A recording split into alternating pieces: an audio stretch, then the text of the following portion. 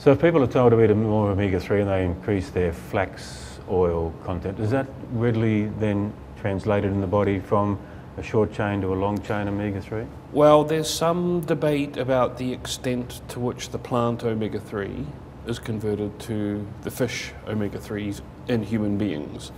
Certainly there is some conversion, but that conversion doesn't seem to be very great, and therefore that isn't regarded as being a major source of these long-chain omega-3s that are very important for anti-inflammatory effects and for other aspects of human health.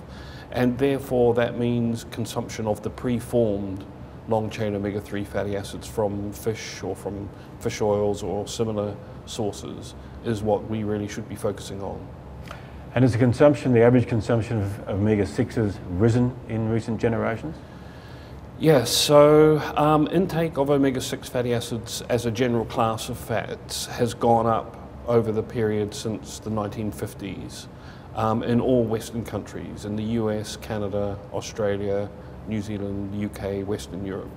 And whilst this increase in omega-6 has happened, there probably hasn't been, well, there certainly hasn't been an increase in omega-3 intake, and it's possible that omega-3 intake has even gone down over this period.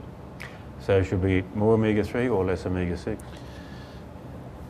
It's pretty clear that we should really focus on increasing our intake of omega-3 fatty acids, especially these long-chain omega-3 fatty acids from fish and from fish oils. I mean, that, I think, is really what we must focus on now.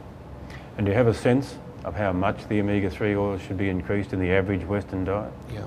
Well, again, this is an issue which is much discussed and hotly debated, and people have different ideas.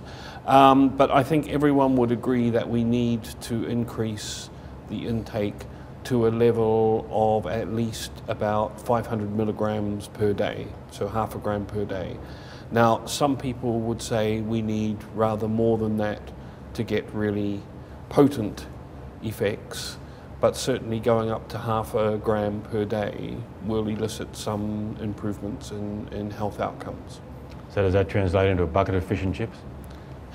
Well, half a gram a day, I think, translates into eating oily fish a few times a week, or taking 1 or 2 fish oil capsules every day.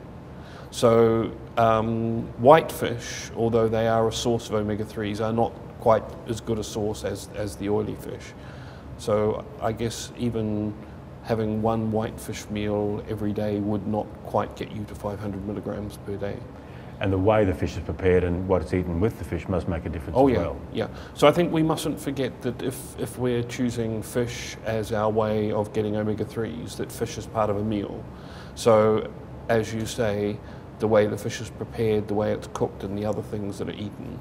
So it's no use eating oily fish to be healthy, but then smothering that in some saturated fat-rich sauce or something. Although that may be very tasty, that's not really the health message we want to get across. So fish should be consumed as part of a healthy diet, for sure.